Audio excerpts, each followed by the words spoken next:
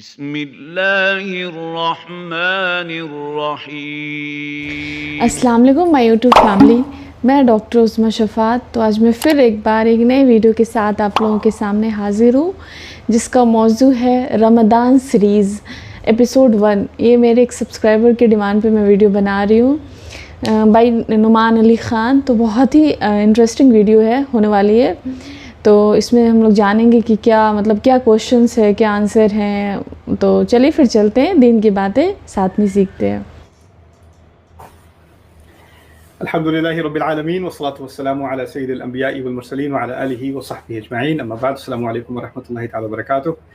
رمضان سے کچھ ہفتے پہلے میں نے آپ سے فیس بک پر ایک پوسٹ بھیجی تھی جس میں نے 3 سوال آپ کے لیے لکھے تھے، اور آپ نے مجھے کئی ہزاروں ای میلز بھیجی دنیا جہاں سے اردو میں، اپنے وائس نوٹس، اور کچھ لوگوں نے لمبے چوڑے مجھے خط بھی لکھے اور اپنے بڑے دلچسپ سوال اور اپنے تجربے بھیجے۔ میرے لیے یہ تو ممکن نہیں ہوگا کہ میں تمام سوالات کا جواب دے سکوں، لیکن اور میں کب سے سوچ رہا ہوں کہ فارمیٹ کیا استعمال کرنا چاہیے ان سوالوں کو ایڈریس کرنے کا۔ تو میرے نزدیک جو تجویز جس پہ میں اب مطمئن ہوں وہ یہ ہے کہ میں نے ان میں سے ایک سوال لینا ہے جو میرے نزدیک ایسا سوال ہے جو بہت سارے لوگوں کے سوال کو بھی ایڈریس کر دیتا ہے، اور میں چاہتا کہ اس سوال کو تفصیل سے ہم سنیں، اور پھر اس کے بعد میں اس کا، جہاں تک میری کم سمجھ ہے، میں اس کے حساب سے میں قرآن سے اس کا آپ کے سامنے کچھ پیش کرنے کی کوشش کروں، اس کا حل۔ اور میرے نزدیک ایسے سوال جو حساس ہوتے ہیں، جو سینسیٹیو ہوتے ہیں، اس کا مختصر جواب دینا میرے نزدیک مناسب نہیں ہوتا، کیونکہ پھر اس سے مزید اور سوال پیدا ہو جاتے ہیں۔ تو میری پہلی نیت تو یہ ہے کہ سیشنز اتنے لمبے نہیں ہوں گے، لیکن ہو سکتا ہے کہ ایک ہی سوال کا ہم کئی قسطوں میں جواب دیں، تاکہ یعنی میں چاہتا ہوں کہ اگر جواب دینا ہے تو اس طرح کا ہو کہ قرآن کے تدبر کے ذریعے ہمارے دل میں اس کی طرف سے ایک تسلی آ جائے۔ اصل چیز ہوتی ہے دل میں تسلی آ جانا۔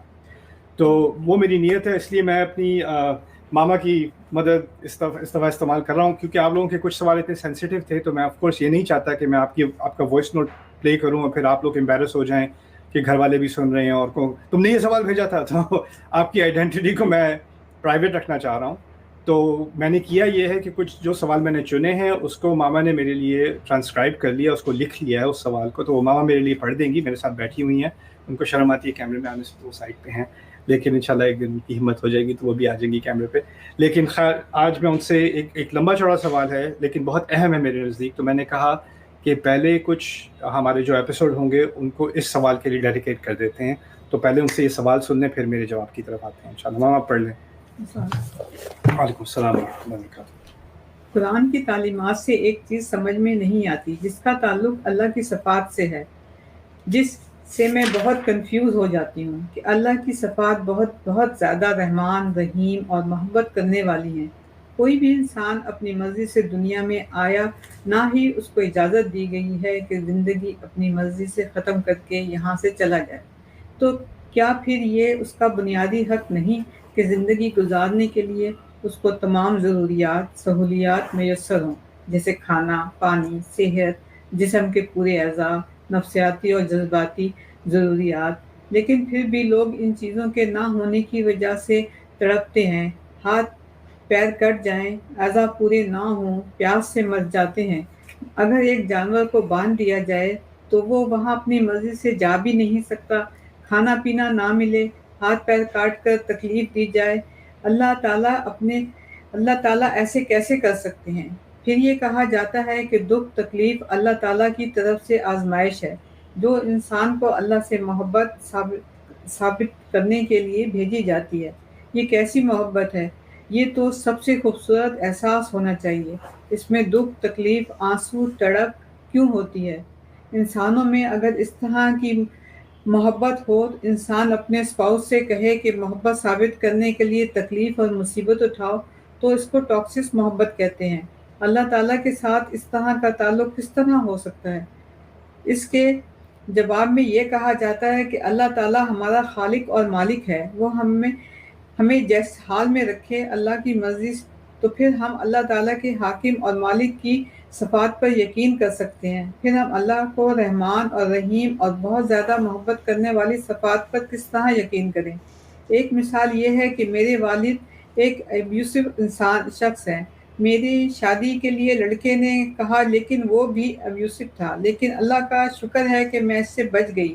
لیکن اس سے بچنے کے لیے اللہ تعالیٰ نے مجھے اتنی تکلیفوں پریشانیوں سے کیوں گزارا؟ میری پوری فیملی آج تک تکلیف اٹھا رہی ہے کیونکہ میرے والد ایک ابیوسو انسان ہیں۔ اتنا دکھ اور تکلیف انسان کو توڑ دیتی ہے، کھوکھلا کر دیتی ہے، انسان کسی چیز کے قابل نہیں رہتا۔ اتنی تکلیف، دکھ اور تڑپ سے کیوں گزرنا پڑتا ہے؟ تو آپ سمجھ سکتے ہیں کہ میرے نزدیک یہ سوال اتنا اہم کیوں تھا، کیونکہ آپ کے سینکڑوں سوالوں میں سے کئی ایسے سوال تھے جس میں آپ بہت تکلیف میں ہیں، اور انسان کو اس دنیا میں تکلیف اٹھانا اس زندگی کا حصہ ہے۔ قد خلقنا الانسان فی کبد، ہم نے انسان کو مشکل، کمر توڑنے والی مشکل میں اور محنت میں اور مشقت میں پیدا کیا اور اس کو بنایا۔ تو اس کے جواب میں میرے نزدیک قرآن کا پہلے فلسفہ سمجھنے کی ضرورت ہے، اور پھر اس سوال کے اندر کچھ سوشل ریالٹیز ہیں ان کی طرف بھی اشارہ ہے اور ان کو بھی ایڈریس کرنے کی ضرورت ہے۔ تو میرے نزدیک اس سوال کا بہترین جواب ہم سورۃ الاعراف میں ڈھونڈ سکتے ہیں۔ سورۃ الاعراف میں اللہ تعالیٰ نے آدم علیہ السلام کے قصے کا ذکر کیا امام، اور یہ قصہ قرآن میں اس کا ذکر یا تفصیل سے یا مختصر 7 مرتبہ ہوا ہے۔ تو پہلی دفعہ سورہ بقرہ میں تھا، اور جب سورۃ البقرہ میں اس کا ذکر ہوا تو اس میں اس کی کچھ جو تفصیلات ہیں وہ اور ہیں، اور اس کو ایک دوسرے پہلو سے سورۃ الاعراف میں، یہ 7ویں سورت ہے، اس کو دوسرے پہلو سے سورۃ الاعراف میں ذکر کیا گیا ہے، اور جگہوں پر مختصر سا ذکر کیا گیا ہے۔ لیکن جب بھی اس کا ذکر کیا گیا کوئی نئی چیز ہائی لائٹ ہوئی ہے جو پہلے ہائی لائٹ نہیں ہوئی تھی۔ قرآن کی جو ترتیب ہے اور جو نزول ہے اس میں بھی فرق ہے۔ تو بقرہ تو پھر مدینہ میں نازل ہوئی، یعنی 12-13 سال اب قرآن کے آتے ہوئے گزر چکے ہیں، اور 2/3 قرآن نازل ہو چکا تھا جب سورۃ البقرہ نازل ہوئی۔ تو جو قصہ آپ قرآن کے شروع میں پڑھتے ہیں وہ صحابہ کو بعد میں سننے کو ملا، اور یہ جو ہم سورۃ الاعراف میں پڑھیں یہ مکی صورت ہے۔ تو یہ جو جس سے میں یہ کچھ درس اخذ کرنا چاہ رہا ہوں، یہ جو رسول صلی اللہ علیہ وسلم اور ان کے صحابہ تھے ان کو یہ پہلے سننے کو ملا، یعنی کئی سال پہلے۔ تو ان کے دماغ میں جو کانسیپٹ تھا آدم علیہ السلام کا وہ یہاں سے نکلتا ہے، سورۃ الاعراف سے۔ اور سورۃ الاعراف اور کچھ اور مکی صورتیں ہیں جہاں پر بہت ہی مختصر ذکر ہے، لیکن یہاں پر کچھ جو باتیں کی گئی ہیں ان کو ہم سمجھتے ہیں کہ یہ صرف قصے ہیں اور ان میں کچھ تاریخی معلومات ہیں، لیکن ان میں اصل میں دین کی بنیاد ہے۔ میرے نزدیک قرآن میں 4 قصے ایسے ہیں جو اگر گہرائی سے نہ سمجھے جائیں ہمیں قرآن کا مقصد اور یہاں تک کہ رسول صلی اللہ علیہ وسلم کی بعثت کا مقصد ٹھیک سے سمجھ نہیں آئے گا۔ وہ آدم علیہ السلام کا قصہ ہے، ابراہیم علیہ السلام کا قصہ ہے، پھر اس کے بعد موسیٰ علیہ السلام کا قصہ ہے، یہ 3 کم از کم، اور پھر چوتھا آپ کہہ لیں عیسیٰ علیہ السلام کا۔ لیکن یہ 4 بنیادی قصے ہیں قرآن کے۔ یہ اس طرح کہہ لیں کہ یہ جو قرآن میں کئی قصے ہیں ان میں یہ ستون کی حیثیت رکھتے ہیں، اور میرے نزدیک ان کو صرف قصہ سمجھ کے، اور عام مسلمان کے نزدیک اس کو جسٹ ہمیں یہ سٹوری معلوم ہے، اچھا یہ ہوا تھا، پھر یہ ہوا تھا، پھر یہ ہوا تھا، ہمیں انفارمیشن پتہ ہے۔ ہم اس بات کو نہیں سمجھتے کہ قرآن اصل میں اپنے جو پرنسپلز ہیں اور جو سوچنے کا طریقہ ہے وہ ان قصوں کے ذریعے سکھاتا ہے۔ تو قرآن صرف آپ کو یہ نہیں بتا رہا کہ آدم علیہ السلام پیدا کیے گئے تھے اور مٹی سے بنائے گئے تھے اور پھر ان کو زمین پہ لایا گیا، یہ صرف معلومات نہیں ہے۔ لیکن قرآن میں 2 چیزیں ہیں، ایک تو کیا کہا جا رہا ہے، کیا انفارمیشن دی جا رہی ہے، اور کس طرح سے بات کی جا رہی ہے۔ کیونکہ ہم روزمرہ کی زندگی میں سمجھتے ہیں کوئی اگر مؤثر طریقے سے بات کرتا ہے تو صرف یہ نہیں ہے کہ بات کیا کر رہا ہے، بات یہ ہوتی ہے بات کیسے کر رہا ہے، رائٹ؟ تو یہ قرآن میں اس کیسے کی طرف، اس کیفیت کی طرف فوکس کرنے کی ضرورت ہے کہ اللہ تعالیٰ نے یہ قصہ سنایا کس طریقے سے اور کیسے۔ تو یہاں سے بات شروع کرتے ہیں انشاءاللہ۔ آج تقریباً 10-15 منٹ بات ہوگی، پھر اس کے بعد ماما جیسے آپ کو میں نے زبردستی یہاں بٹھایا اس لیے تاکہ اگر میں کوئی بات ایکسپلین کر رہا ہوں اور آپ کے ذہن میں سوال آئے کوئی بھی تو آپ اس کو بھی پوچھ سکتی ہیں انشاءاللہ۔ Okay, so and I love you for this is really helpful. Okay, so اعوذ باللہ من الشیطان الرجیم، میں یہاں سے شروع کر رہا ہوں۔ آیت نمبر 10 ہے سورۃ الاعراف۔ سورۃ الاعراف آپ کو نہیں معلوم تو 7ویں سورت ہے، سورہ نمبر 7، اور یہ ہے آیت نمبر 10، 10ویں آیت۔ وَلَقَدْ مَكَّنَّاكُمْ فِي الْأَرْضِ وَجَعَلْنَا لَكُمْ فِيهَا مَعَايِشَ قَلِيلًا مَا تَشْكُرُونَ، ہم نے تمہیں زمین میں تمکین دی، اللہ تعالیٰ نے فرمایا، اللہ تعالیٰ نے ہمیں تمہیں زمین میں تمکین عربی میں کہتے ہیں سیٹل ہو جانے کو، اسٹیبلش ہو جانے کو، اور اسٹیبل ہونے کو۔ تمکین صرف رہنے کو نہیں کہتے، اسٹیبل ہونے کو کہتے ہیں۔ تمہیں زمین میں ایک اسٹیبل رہائش دی، کہنے کا مقصد یہ۔ وَجَعَلْنَا لَكُمْ فِيهَا مَعَائِشَ، اور تمہارے لیے زمین میں معائش، معیشہ کی جمع معیشہ عربی میں کہتے ہیں، اس اردو میں معیشت کا استعمال کرتے ہیں لفظ کا. معیشت جیسے روزہ روز کی کہتے ہیں، کیا کہتے ہیں، روزگار، روزگار اور رہنے سہنے کا مکان، کپڑا، یہ چیزیں یہ معیشت میں آتی ہیں، رائٹ. لیکن معیشت عربی میں عیش اور عیش عربی میں استعمال ہوتا ہے، جیسے ہم اردو میں بھی کہتے ہیں نا عیش کی زندگی گزار رہے ہیں، یعنی اچھے طریقے سے رہنا. تو اللہ تعالیٰ نے کہا ہے تمہیں نہ صرف زمین میں سیٹل کیا، تمہیں یہاں رہنے کے لیے، عیش سے رہنے کے لیے، خیر سے رہنے کے لیے، خوشی سے رہنے کے لیے جو چیزوں کی ضرورت تھی ان کو بھی پرووائڈ کر دیا. وَجَعَلْنَا لَكُمْ فِيهَا مَعَائِشَ قَلِيلًا مَا تَشْكُرُونَ، کتنا کم ہے کہ تم شکر کرتے ہو، بہت ہی کم شکر کرتے ہو تم لوگ. تو یہاں پہلی بات میں نے آپ سے کہا تھا میں نے آدم علیہ السلام کی بات کرنی ہے، لیکن آدم علیہ السلام کے ذکر سے وہ 11ویں آیت سے شروع ہو رہا ہے قصہ. لیکن اس آیت کے شروع ہونے سے پہلے اللہ تعالیٰ نے کہا زمین پہ تمہیں اتنی نعمتیں دی گئی ہیں اور تمہیں سٹیبل زندگی دی گئی ہے اور تم اس کا شکر ادا ہی نہیں کرتے. کہ اللہ تعالیٰ کی طرف سے ہمارے اوپر کامنٹ ہے ابھی کے لیے کہ تمہاری ابھی حالت یہ ہے کہ تمہیں مصیبتوں کے اندر تمہارا ذہن جو ہے وہ ہمیشہ گھومتا رہتا ہے، تمہارے دماغ میں خیال آتا رہتا ہے. میں اپنے ریڈر کی بات نہیں کر رہا جس نے سوال بھیجا، میں اپنی بات کر رہا ہوں، آپ کی بات کر رہا ہوں.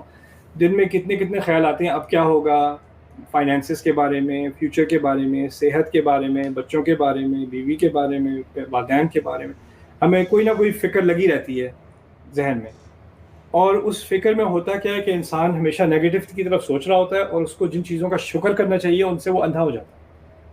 جیسے اگر کوئی اسٹریس میں، فرض کریں میں بہت انگزائٹی میں ہوں اور آپ نے لا کے سامنے پلیٹ پہ کھانا رکھ دیا اور میں چلو بسم اللہ پڑھی کھانا کھانا شروع کر دیا، اور مجھے اس بات کا احساس ہی نہیں کہ جو کھانا آپ نے لا کے رکھا ہے پلیٹ پہ اس میں سبزیاں بھی ہیں، گوشت بھی ہے، روٹی بھی، جو چیزیں ہیں وہ کہاں سے دنیا کے کون سے کونے سے اڑ کے میری اس پلیٹ تک پہنچی ہیں.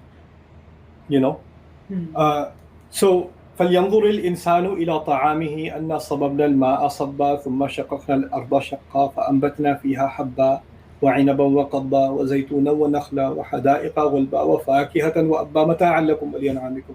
انسان کو دیکھنا چاہیے اپنے کھانے کی طرف کہ ہم نے پہلے آسمان سے پانی گرایا، پھر اس کے بعد زمین سے چیزیں ہوگی. کہانی کہاں سے شروع ہو رہی ہے اور کہاں کہ میری پلیٹ تک پہنچی، رائٹ.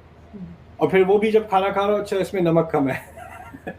یعنی اللہ تعالیٰ جو یہ کامنٹ کر رہے ہیں تمہیں کتنی چیزیں دی ہیں تمہیں اس کا اندازہ نہیں رہتا، کیونکہ تم اپنی سوچ میں گم ہو جاتے اور پھر تمہارے دماغ سے اور تمہارے دل سے شکر نکل جاتا. شکر ایک احساس ہے، صرف الفاظ نہیں ہے. یہ نہیں الحمدللہ کہہ دیا کھانے کے بعد یا اللہ کا شکر ہے کہہ دیا، الفاظ تو کہنا آسان ہے، شکر اصل میں دل کی حالت ہے. تو اللہ تعالیٰ نے پہلے ہم پر، مجھ پر، آپ پر یہ کامنٹ کیا کہ ہم میں ناشکری زیادہ ہے اور ہمیں اپنی تکلیفوں میں ڈوبے رہنے کا احساس زیادہ ہے. دوسری بات میں آگے بات کرنے سے شروع کر دوں کہ اللہ تعالیٰ نے ہم سے جتنی، کہتے ہیں اللہ کو ہم سے محبت ہے، اور ہے کوئی مخلوق ہم سے اتنی محبت نہیں کر سکتی جتنی اللہ تعالیٰ کو ہم سے محبت ہے. اس بات کا ہم سب دعویٰ کرتے ہیں. لیکن اگر محبت کا تقاضا یہ ہو کہ ہمیں مصیبتیں نہیں آنی چاہیے جس طرح کے سوال میں اشارہ کیا گیا ہے، تو آپ پہلی بات یہ سمجھ لیں کہ جن لوگوں کو اللہ تعالیٰ نے جن سے محبت کسی مخلوق سے زیادہ کی وہ انبیاء ہیں اللہ کے. یعنی اللہ تعالیٰ کے سب سے محبوب ترین مخلوق اللہ تعالیٰ کے انبیاء ہیں، اور ان پہ جو مصیبتیں آئیں ان کا تو ہم اندازہ بھی نہیں کر سکتے. جو ان کی پبلک میں بے عزتی کی گئی، جو ان کی فیملی نے ان کو ٹارچر کیا، جو ان کو گھروں سے نکالا گیا، جو ان کو کئیوں کو انبیاء کو قتل بھی کیا گیا، جو مشکلیں انہیں گزارنی پڑی، تو ایک کانٹرڈکشن سی لگتی ہے. اللہ تعالیٰ کے سب سے محبوب مخلوق، سب سے محبت کی گئی مخلوق، اور اس کے باوجود ان پر جو مصیبتیں وہ کسی اور کو آ ہی نہیں سکتی. تو یہ کانٹرڈکشن وہی کانٹرڈکشن ہے جس کا آپ نے ذکر کیا، تو اس کو آگے سمجھنے کی ضرورت ہے. اچھا آگے اس کی طرف آتے ہیں، پھر آج کا سیشن مکمل کرتے ہیں.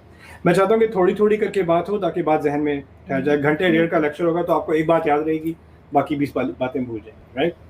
سو پھر اللہ تعالیٰ کہتے ہیں وَلَقَدْ خَلَقْنَاكُمْ ثُمَّ صَوَّرْنَاكُمْ، تمہیں ہم نے ہی، بے شک اس میں کوئی شک نہیں کہ ہم نے ہی تمہیں خلق کیا، تمہیں بنایا، اور پھر تمہیں تصویر دی. تصویر عربی میں کہتے ہیں مورتی بنانے کو، یعنی تمہیں صرف بنایا ہی نہیں. ایک تو ہے کہ ایک آپ نے بلڈنگ بنا دی یا آپ نے ایک اسٹیچو بنا دیا، لیکن اس کی ہر شیپ کو پرفیکٹ کرنا، مکمل کرنا، آرٹ پیس کو بالکل ہر ایج کو دیکھنا، ہر چیز کو دیکھنا اور اس کو پرفیکشن کرنا، اس کو تصویر کہا جاتا ہے عربی میں. اردو میں تصویر تو تصویر ہوتی ہے، تصویر کھینچنا. صور عربی میں ہوتا ہے کرافٹنگ جسے کہتے ہیں. جیسے آپ بالکل ایک ایک ایج کو نا اسکلپچر جو ہے وہ پرفیکٹ کر رہا ہوتا ہے نا، تو اس سے کہنے کا مقصد یہ کہ تمہیں صرف تخلیق ہی نہیں کیا گیا، تمہیں بہت پرفیکٹ طریقے سے، بہت عظیم طریقے سے بنایا گیا اور بہت خوبصورت بنایا گیا ہے. یہ اللہ تعالیٰ کو بنایا، اور یہ ہمارے لیے یہ لفظ استعمال ہوا ہے صرف ہمارے جسم کے لیے نہیں، کیونکہ ہمارے جسم کو واقعی خوبصورت بنایا گیا ہے. اور تعالیٰ نے ہمیں جانوروں سے کہیں زیادہ خوبصورتی دی ہے، لیکن ہمارے ذہن کو بھی، ہماری پرسنالٹی کو بھی، ہماری روح کو بھی اللہ تعالیٰ نے تصویر دی ہے، ایک پرفیکشن دی، خوبصورتی دی ہے. اور اسی تصویر کا ایک نتیجہ یہ ہے کہ جیسے بندر ہے یا گائے بھینس ہیں یا شیر ہے یا جو بھی ہے، ان کو خوبصورتی کی طرف مائل نہیں ہوتے وہ مخلوق. ہمارے اندر خوبصورتی ہے اور ہم خوبصورتی کی طرف مائل ہوتے ہیں، انٹیریئر ڈیکوریشن کرتے ہیں، اچھے سے اچھے کپڑے ڈھونڈتے ہیں، خوب سے خوب کھانا دیکھتے ہیں. ہمیں صرف یہ نہیں کہ سر پہ چھت ہو اور کھانا ہو، جو بھی گھاس کھا لیں، کچھ بھی کھا لیں، پروٹینس تو مل جائیں گے، کاربوہائیڈریٹس تو مل جائیں گے، تو جو اسینشیل چاہیے اس سے کام چل جائے گا. ہمیں کھانا بھی خوبصورت سے خوبصورت کرنا ہے. کھانا اگر اگلی لگ رہا ہو تو کھانے کو دل نہیں کرتا، اس کی اسمیل بھی خوبصورت ہونی چاہیے، ہمارے کپڑے بھی خوبصورت ہونے چاہیے، ہماری سراؤنڈنگ بھی خوبصورت ہونی چاہیے. یہ ہماری تصویر کا تقاضا ہے. ایکچولی ہمیں جو خوبصورت بنایا تو ہمارے ارد گرد بھی ہم خوبصورتی کی طرف مائل ہو جاتے ہیں. اسی لیے تعالیٰ نے ایک حدیث قدسی میں ہے، اور حدیث میں ایکچولی ان اللہ جمیل یحب الجمال، اللہ خوبصورت ہے اور اس کو خوبصورتی پسند ہے. تو خیر، یہاں پر تمہیں بنایا اور تمہیں یہ پرفیکٹ تشکیل دی. ثم قلنا للملائکۃ اسجدوا لآدم فسجدوا الا ابلیس، پھر ہم نے فرشتوں سے کہا کہ آدم کو سجدہ کرو. یہ عجیب آیت ہے، اس میں ایک بات کی طرف اشارہ ہے جس کو ہم زیادہ اٹینشن نہیں دیتے. بات آدم سے شروع نہیں ہوئی تھی، ایک ہی آیت ہے، بات آدم سے شروع نہیں ہوئی تھی. بات شروع ہوئی تھی تم زمین میں رہتے، تم شکر نہیں کرتے. پھر تمہیں سے کہا تم سب کو بنایا، تم سب کی تصویر کی، تمہیں پرفیکٹ بنایا. پھر فرشتوں کو حکم دیا کہ آدم کو سجدہ کرو. ہم سب کو تو سجدہ کرنے کا حکم نہیں دیا تھا، سجدہ تو آدم علیہ السلام کو کہا تھا کہ ان کی طرف آپ سجدہ کریں. بات میں اشارہ اس طرف ہے کہ ہم سب کی تخلیق ہو چکی تھی. اس میں اصل اشارہ یہ ہے کہ ہم سب بنائے جا چکے تھے، اور ہم میں سے سب بنائے جانے کے بعد ہماری ارواح موجود تھیں، ہمیں شعور تھا، اور ہم میں سے پھر آدم علیہ السلام کو چنا گیا. اور پھر وہ کیونکہ وہ پہلے انسان ہیں، اور ہم یہ جو سارا سین ہے نا مخلوق کا، اور یہ فرشتوں نے سجدہ کرنا تھا اور ابلیس نے جو ہے آگے سے منع کیا، یہ سارا جو سین ہے، اللہ تعالیٰ اشارے میں یہ بات کہہ رہے ہیں کہ ہم اس سین میں شاہد تھے، ہم وہاں تھے، ہم نے یہ سب کچھ ہم اپنے سامنے ہوتے دیکھا.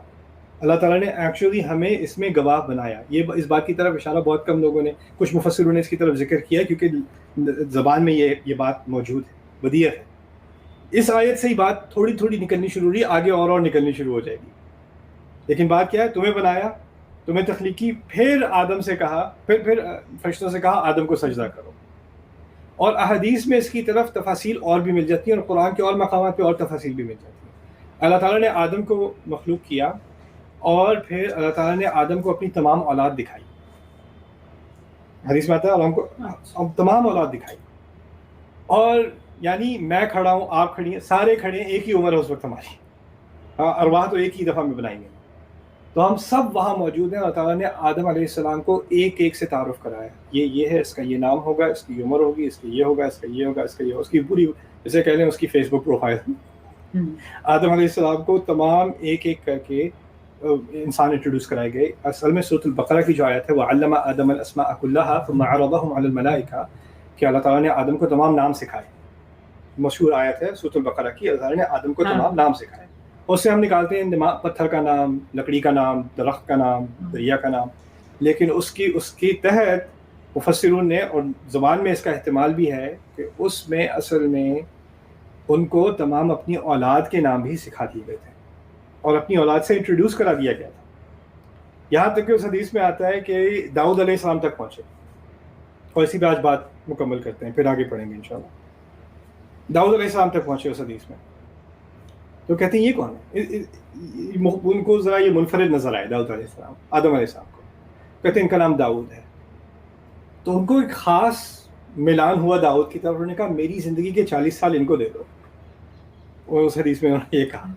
تو یہ عجیب ایک کنیکشن تھا. مجھے لگا انہوں نے نہ ابراہیم علیہ السلام سے کنیکشن کی بات کی نہ کسی اور سے, خاص داؤد علیہ السلام کی طرف ان کی اٹینشن گئی نا, توجہ گئی. اور قرآن بھی عجیب ہے کہ قرآن میں خلیفہ کا لفظ صرف 2 دفعہ استعمال ہوا ہے پورے قرآن میں. 23 سال کی وحی میں 114 صورتوں میں خلیفہ کا لفظ صرف 2 مرتبہ استعمال ہوا. ایک دفعہ آدم علیہ السلام کے لیے انی جاعل فی الارض خلیفہ, دوسری دفعہ داؤد علیہ السلام کے لیے یا داؤد انا جعلناک خلیفۃ فی الارض. یعنی عجیب ایک تناسب ہے دونوں کے درمیان, قرآن میں بھی اور اس حدیث میں بھی اس کی طرف ایک اشارہ ملتا ہے. لیکن اصل بات کیا ہے کہ ہم موجود ہیں اور ہم جانتے ہیں کہ یہ کیا ہونے والا ہے اور یہ ہمارے سامنے ہوگا ایکچولی.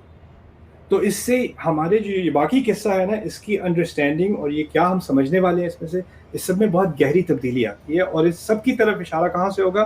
سورۃ الاعراف کی طرف سے.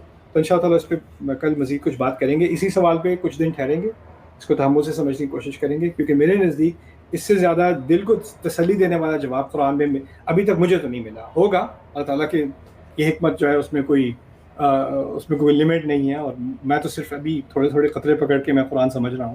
لیکن جہاں تک مجھے سمجھ میں آیا ہے میں انشاءاللہ یہ چیز آپ سے شیئر کرنا چاہتا ہوں. مام کیسا رہا؟ بہت اچھا. ایسی کہنے کے باقی اچھا نہیں, بہت اچھا. اوکے چلیں انشاءاللہ کل کنٹینیو کرتے ہیں. بارک اللہ لی ولکم. السلام علیکم ورحمۃ اللہ وبرکاتہ. ماشاء اللہ سے بہت ہی اچھا کوشچن آنسر ہے. اس میں بہت ہی اچھے سے آنسر کیا نعمان علی خان نے. آپ لوگوں نے دیکھا ہی ہوگا ویڈیو میں کہ کیسے کسی کا مطلب ابھی بہت سارے ایپیسوڈس آنے ہیں انشاءاللہ. میں سب پہ ہی, اب میں نے ایک پہ سٹارٹ کیا ہے تو میں سب پہ ہی کوشش کروں گی کہ ریاکشن دے پاؤں.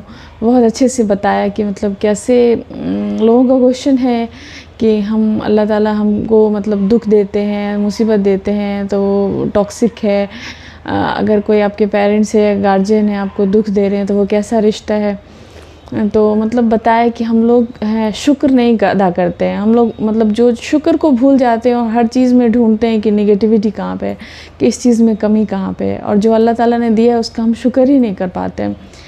تو بہت اچھے سے بتایا, اور آگے بھی اس کی سیریز آئیں گے کیا کیا اس میں ہے. میں بھی بہت کیوریس ہوں کہ مطلب کیا ہے آگے جاننے کے لیے.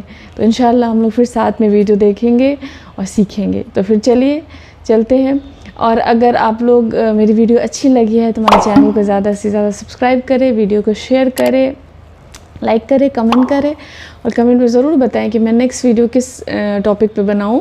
تو پھر جلدی ہی ملتے ہیں نیکسٹ ویڈیو کے ساتھ. تب تک کے لیے اللہ حافظ.